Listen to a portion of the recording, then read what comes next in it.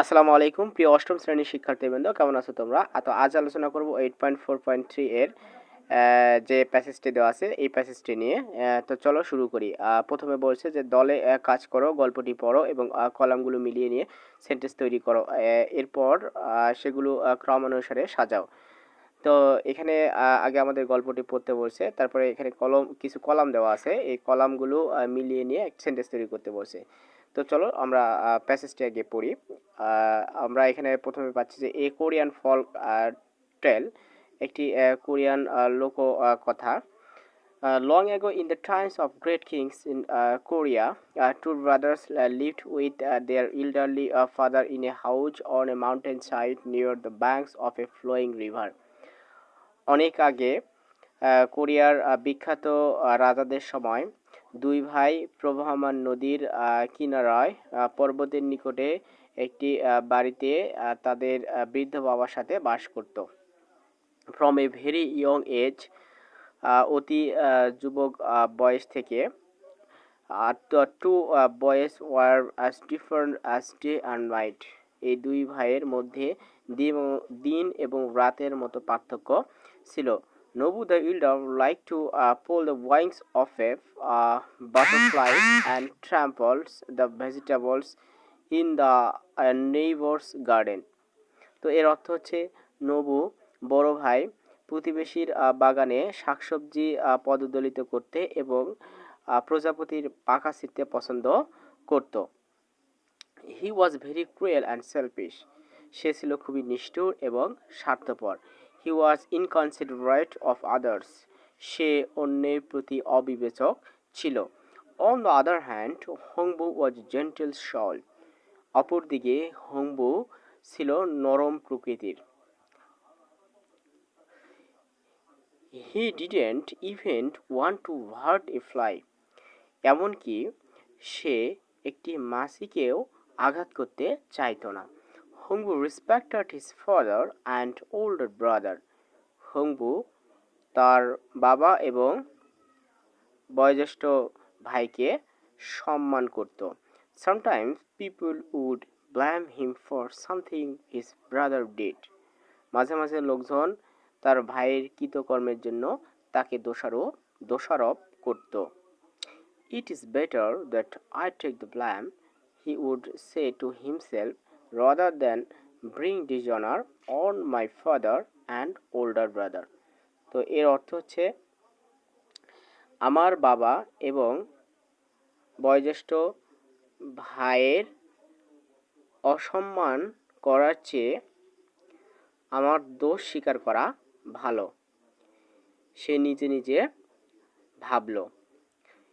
Year after ইয়ার, এখানে বলছে যে বছরের পর বছর, the harvest festivals came and went, spring rains fell and in summer the warm sun shone down on the house by the river. এর অর্থ হচ্ছে, বছরের পর বছর ফসল কাটার উৎসব আসতো এবং চলে যেত, বসন্তের বৃষ্টিপাত পড়ত এবং গ্রীষ্মে নদীর ধারে বাড়ির উপরে উষ্ণ সূর্য কিরণ দিত। The two boys grew up and when they became young man they married. দুই ভাই বড় হলো এবং যখন তারা যুবকে পরিণত হলো তারা বিবাহ করলো। এরপর বলছে, soon Hongbu and Nobu had children of their own and they all live together with their father and grandfather under the same roof. এর অর্থ হচ্ছে, শীঘ্রই হংবু এবং নবু তাদের সন্তান হলো এবং তারা একই ছাদের নিচে তাদের বাবা এবং দাদার সাথে বাস করত। While Hongbu and his wife worked hard at the chores, Nobu sat twiddling his thumbs and scowling. এর অর্থ হচ্ছে, যখন হংবু এবং তার স্ত্রী বাড়ির কাজে কঠোর পরিশ্রম করত, নবু পায়ের উপর পা তুলে দিয়ে বসে থাকত এবং চোখ রাঙাত। He was waiting impatiently till the day when the house and everything in it would belong to him and him alone. সে ওই দিনটির জন্য অধৈর্য সহকারে অপেক্ষা করতেছিল, যখন বাড়ি এবং বাড়ির সব কিছু তার হবে এবং শুধু তার একার হবে। Nobu's wife stayed indoors all day, fanning herself as the children played. এর অর্থ হচ্ছে নবুর স্ত্রী সারাদিন অন্দরমহলে অবস্থান করে নিজেকে বাতাস করত, কারণ তার সন্তানেরা খেলতো। এরপর বলছে, one year at the beginning of the fall harvest their eldest father died.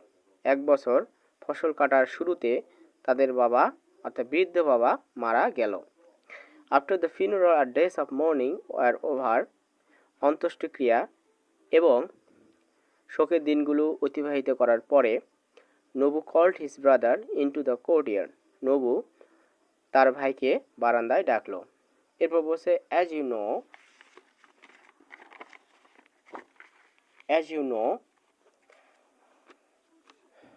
my dear young brother, আমার প্রিয় ছোট ভাই, our father left this house and everything in it to me as I am the oldest. আমাদের বাবা এই বাড়ি থেকে চলে গেছেন অর্থাৎ মারা গেছেন এবং আমি বড় হিসেবে আমাকে সব কিছু দিয়ে গেছেন। I am tired of having you and your family around, eating up all our food, crowding into every room in the house. তো এখানে বলছে যে আমি তোমাকে এবং তোমার পরিবারকে নিয়ে ক্লান্ত, আমাদের সব খাবার খেয়ে ফেলছো এবং বাড়ির মধ্যে প্রত্যেক রুমে ভিড় করছো। বি অফ উইথ মি, আমার থেকে দূরে সরে যাও। He said spitefully and don't bother to come back. সে বিরক্ত সহকারে বলল এবং আরও বলল যে ফিরে এসে বিরক্ত করো না। Heungbu knocked and said, it shall be as you wish my brother.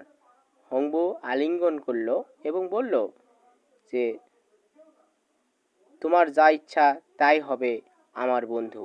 And that very afternoon he, his wife and 3 children set off down the mountainside with nothing but few belongings on their backs to find a new home. তো এর অর্থ হচ্ছে, ওই দিন বিকেলবেলা সে তার স্ত্রী এবং 3 সন্তান তাদের পিঠে সামান্য কিছু জিনিসপত্র নিয়ে পর্বতের নিচে একটি নতুন বাড়ি খোঁজার উদ্দেশ্যে যাত্রা শুরু করলো। They walk for miles up and down the steep hillsides and rocky path. তারা খাড়া পাহাড় এবং উঁচু নিচু পাহাড়ে বা পাথরের পথ দিয়ে মাইলের পর মাইল হাঁটতে শুরু করলো। The wind blew in their faces and dry leaves crackled under their weary feet. তাদের মুখে বাতাস বইতে শুরু করলো এবং তাদের ক্লান্ত পায়ের নিচে শুকনো পাতা চচ্চর করে শব্দ করলো। Toward evening they came upon a small shack in a forest clearing on the other side of the mountain. এর অর্থ হচ্ছে, সন্ধ্যার দিকে তারা একটি ছোট খুপরিতে পৌঁছিল বা আসলো, যেটি পর্বতের অন্য পাশ থেকে স্পষ্টভাবে দেখা যেত। এরপর বলছে, লেট আস ওয়েট, চলো অপেক্ষা করি। Heungbu and his wife said to each other, Heungbu এবং তার স্ত্রী একে অপরকে বলল, perhaps the people who live here will return and give us shelter. এর অর্থ হচ্ছে সম্ভবত এখানে বসবাসরত লোকজন ফিরে আসবে এবং আমাদের আশ্রয় দিবে। The moon rose casting it's silver light on the trees and branches below. এখানে বলছে যে চাঁদ উঠে গাছ এবং শাখা প্রশাখার নিচে তার সোনালি আলো নিক্ষেপ করছিল। Through all the cold nights and chilly dawn they waited for the owners to return but no one came. অর্থাৎ এখানে বলছে যে ঠান্ডা রাত এবং ঠান্ডা ভোরের মধ্যে বা ঠান্ডা কুয়াশার মধ্যে তারা মালিকদের ফিরে আসার জন্য অপেক্ষা করতেছিল, কিন্তু কেউ ফিরে আসলো না। দ্য হাউস ওয়াজ এমটি, বাড়িটি ছিল শূন্য। And so they settle there, eking out a living as best they could from whatever Heungbu could grow in the dry dusty soil of their garden. এর অর্থ হচ্ছে যে এবং তারা সেখানে থাকলো এবং এবং অর্থাৎ এখানে বলছে যে এবং তারা সেখানে থেকে তাদের বাগানে শুকনো বা শুষ্ক ধুলাময় মাটিতে হোম্বু যা পারল তাই ফলানোর চেষ্টা করল। One day, as he walked through the forest, Hombu heard a chirping sound at his feet. একদিন হোম্বু জঙ্গল দিয়ে হাঁটার সময় তার পায়ের কাছে কিচিরমিচির শব্দ শুনতে পেল। Looking down, he saw A baby swallow lying on the ground.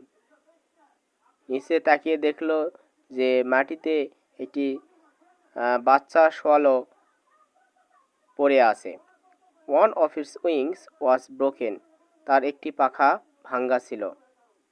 He took the tiny bird home, সে এই ছোট পাখিটিকে বাড়িতে নিয়ে গেল। He wrapped the wings carefully in soft cotton, সে নরম তুলা দিয়ে সতর্কতার সাথে পাখাটি মুড়িয়ে দিল। He and his family looked after the bird until the broken wing was healed. সে এবং তার পরিবার এই পাখিটিকে দেখাশোনা করলো যতক্ষণ না পর্যন্ত এই ভাঙ্গা পাখাটি সেরে না উঠল। And soon after the swallow off flew away, এবং শীঘ্রই সোয়ালো পাখিটি উড়ে চলে গেল। তো প্রিয় শিক্ষার্থী বন্ধুরা, আজকে এই পর্যন্তই। আমি এখানে ভিডিওটি লং করতে চাচ্ছি না। তো এই গল্পটি আমি দুইটি পর্বে ভাগ করছি।